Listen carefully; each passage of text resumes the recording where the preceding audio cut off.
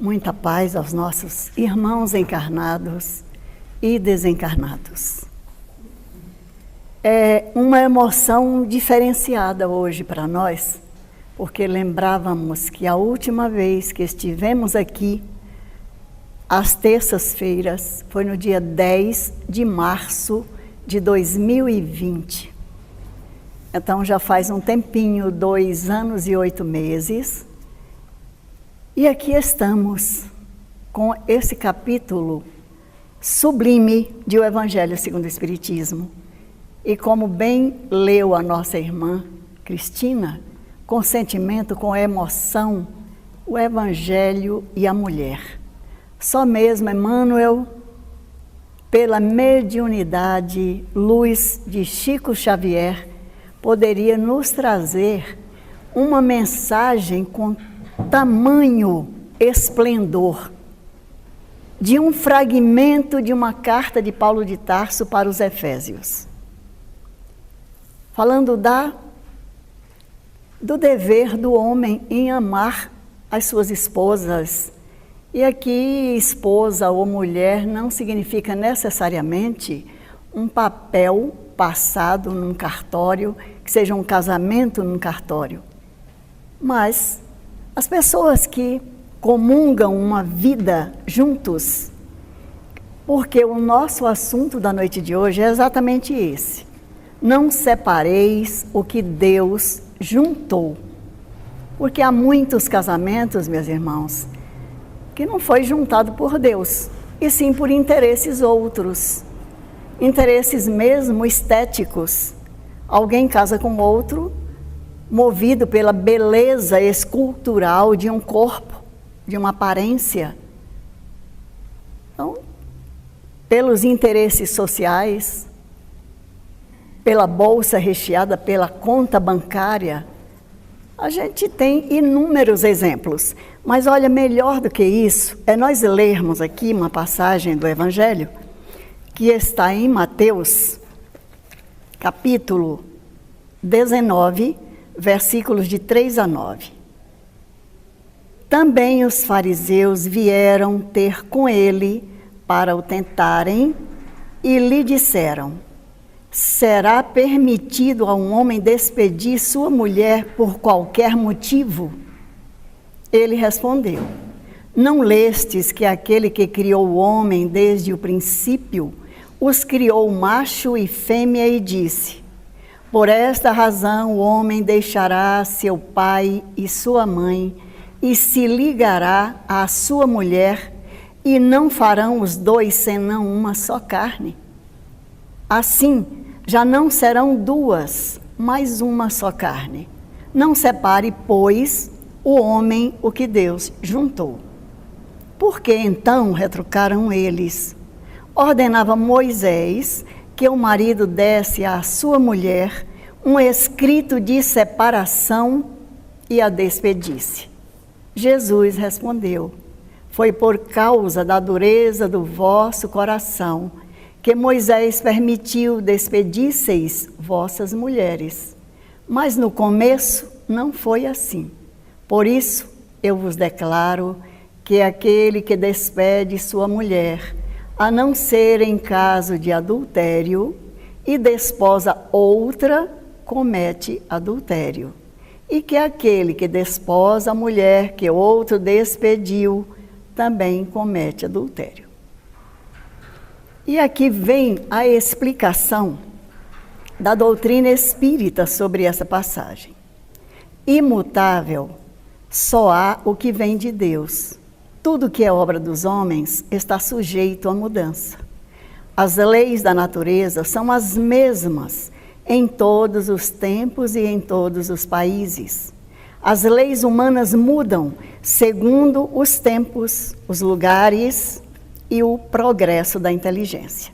No casamento é que é de ordem divina. O que é de ordem divina é a união dos sexos, para que se opere a substituição dos seres que morrem.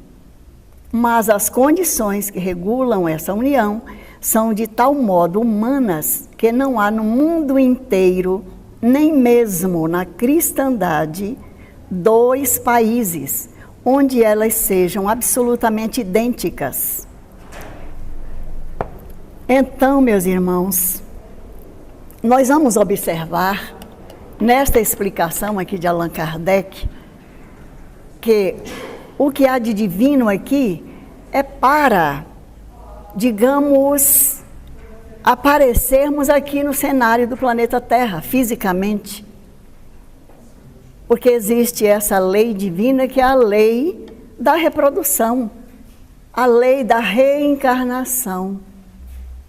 Então, se não fora o sexo, como haveria a reprodução?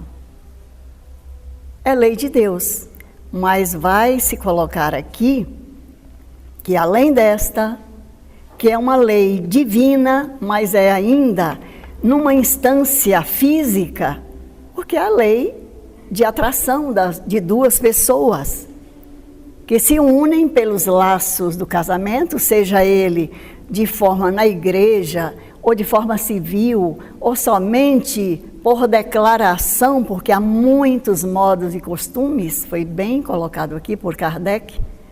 Então não existe 2 lugares que sejam idênticos.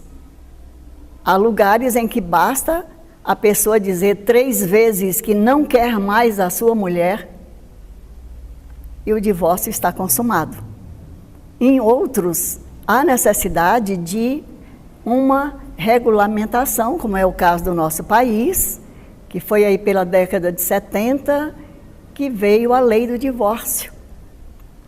E observe que Jesus fala que não é somente aconteceu o fato de o homem dispensar a mulher, por isso que Moisés falava sobre a carta, o escrito, onde a mulher só era válido ali se ela fosse flagrada em adultério.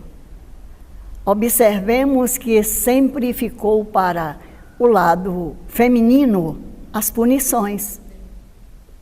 Porque tem uma passagem em João, no capítulo 8, que vai dos versículos de 3 a 11, onde faz aquela passagem, onde Jesus conta, faz o caso daquela, ele narra sobre o caso da mulher adúltera, que vinha aquela mulher esbaforida com aquela multidão atrás de homens, jovens e mais velhos, e quando eles veem Jesus, eles já vão explicando. Diz a lei de Moisés que a mulher que for flagrada em adultério, ela está condenada a morrer por lapidação, isto é, a pedradas. E calmamente, Jesus ouve todos eles e diz: atire a primeira pedra aquele que estiver sem pecados. Há muitas pessoas que confundem, acham que essa mulher adúltera é Madalena, e não é. Era uma mulher que tinha um marido, era casada. Então, aquela mulher que havia sido flagrada em adultério, Jesus conhecia bem o íntimo daquela mulher. Era uma mulher que estava solitária, era uma mulher que estava sofrendo. E ao lado dela, ela não estava adulterando sozinha, havia um homem adúltero. Porque a mulher costuma pagar por todas as penas. Então, por isso, talvez Paulo tenha dito que os maridos, que os homens amassem as suas mulheres. Porque uma mulher desprezada, abandonada, é deixada à margem dos sentimentos daquele que convive com ela, há de sofrer grande desilusão. É só nos colocarmos uns nos lugares dos outros, termos uma empatia. Então, naquele momento ali, o que Jesus coloca, atire a primeira pedra aquele que estiver sem pecados. E os homens mais velhos, reconhecendo as suas fragilidades, estes são os primeiros.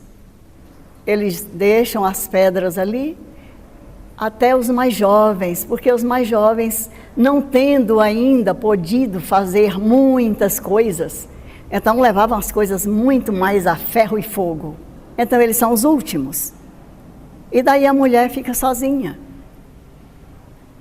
E então ele diz: mulher, onde estão aqueles que te condenavam? Eles foram, sim, Senhor. Eles não te condenaram? Não. Então eu também não te condeno, mas eu te digo, vai e não peques mais.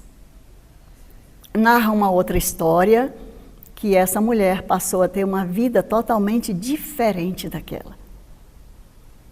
Então essa questão da lapidação era uma pena de morte terrível.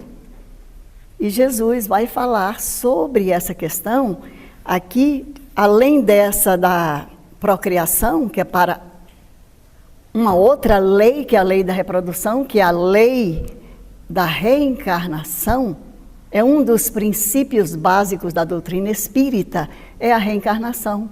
Assim como é também o livre-arbítrio, assim como ação e reação, ou melhor, lei de causa e de efeito. Ação e reação fica mais para a física, né? Você atira uma pedra naquela janela e ela se parte. E muitas vezes a lei de causa e de efeito, ela vai se mostrar bem mais tarde.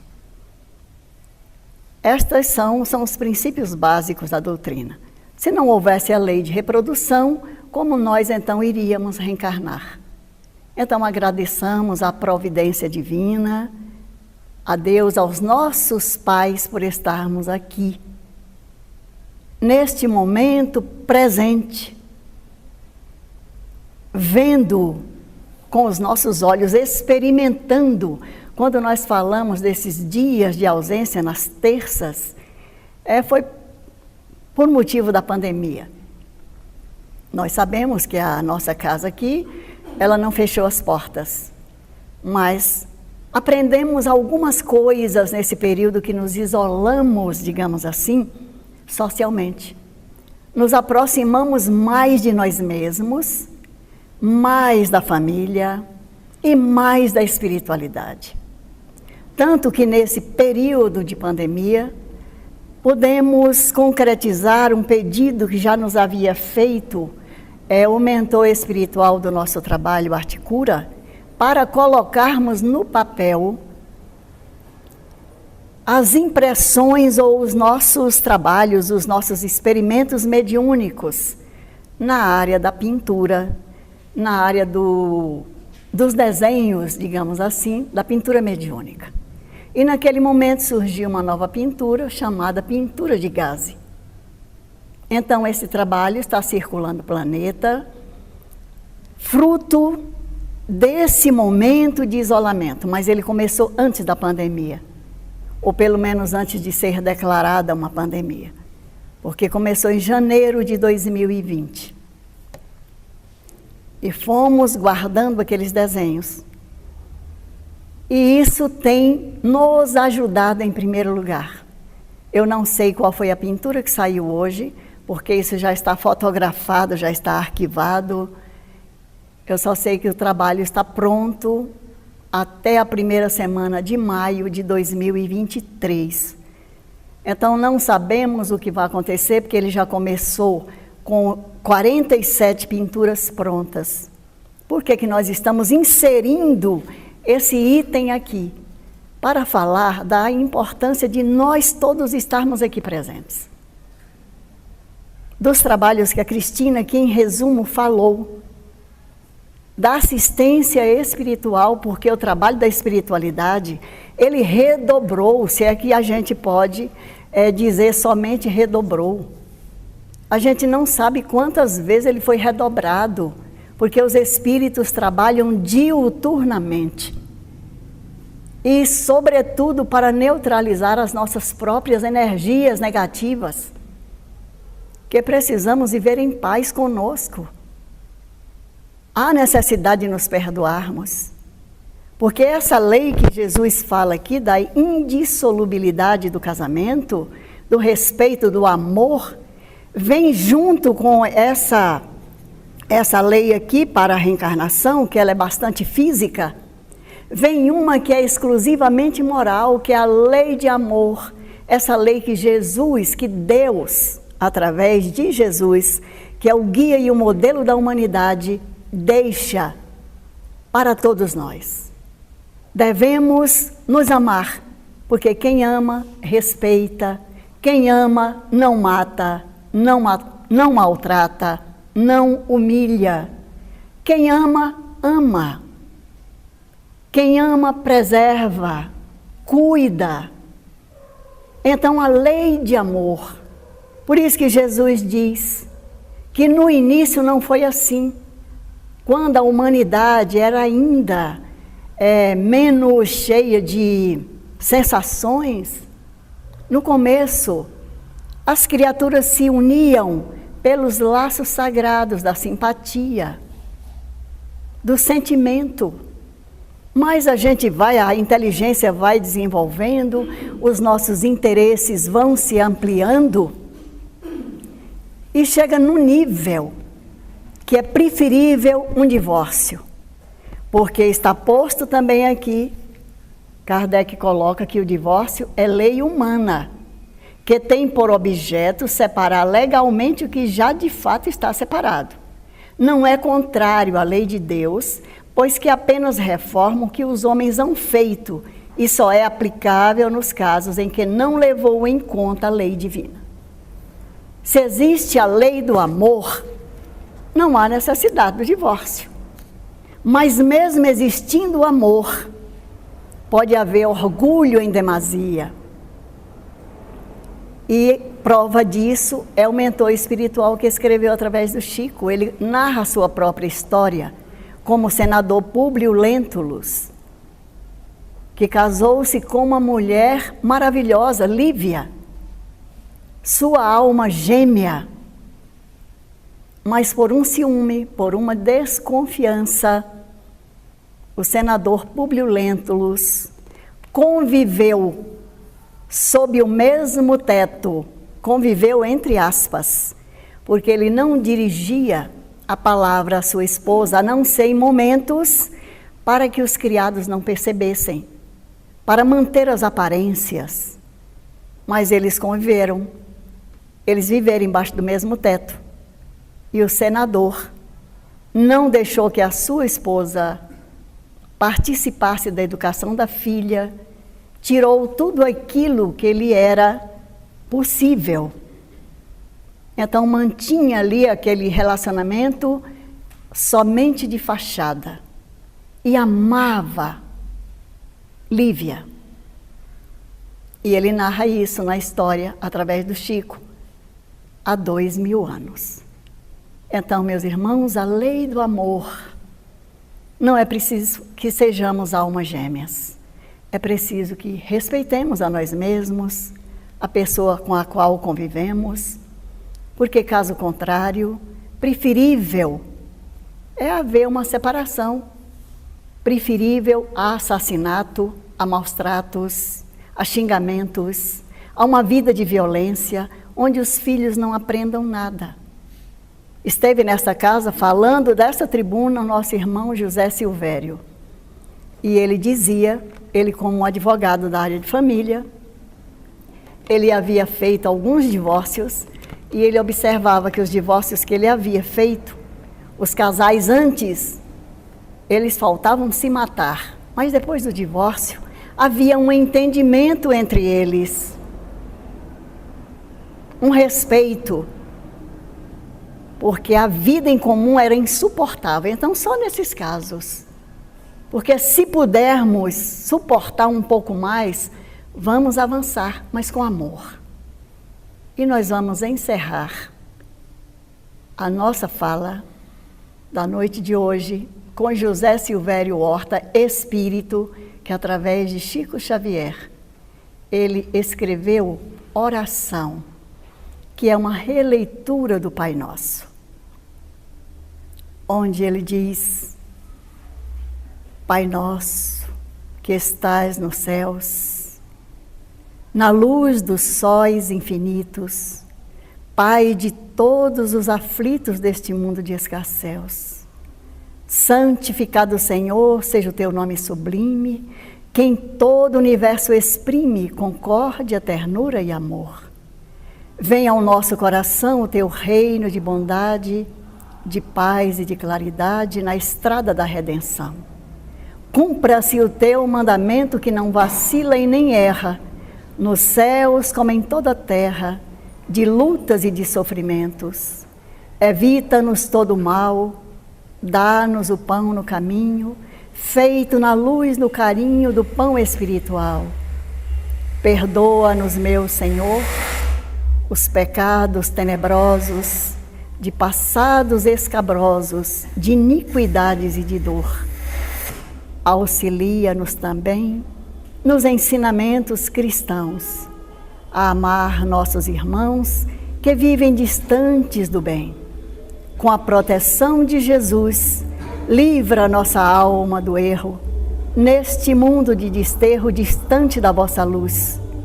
Que a nossa ideal igreja seja o altar da caridade, onde se faça a vontade do vosso amor. Assim seja. Muita paz, que Jesus nos abençoe a todos.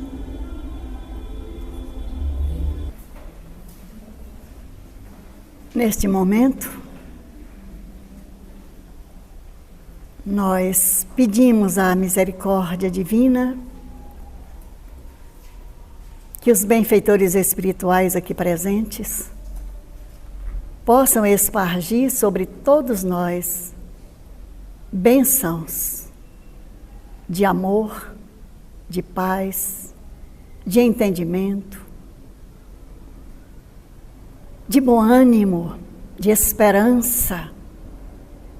Estamos necessitados de esperança, de bom ânimo, de harmonia, de equilíbrio. Que haja paz em nossos corações, que haja entendimento dentro de nós para podermos nos relacionar com as pessoas com as quais convivemos, em casa, no trabalho, na vizinhança. Que a sua luz, Senhor da vida, seja conosco. E é em nome de Jesus, em nome da equipe espiritual de Sebastião Marte, em nome de nossa Mãe Santíssima e em nome de Deus Pai e Criador, é que estamos pedindo permissão para encerrar esta primeira parte dos trabalhos da noite de hoje. Que assim seja.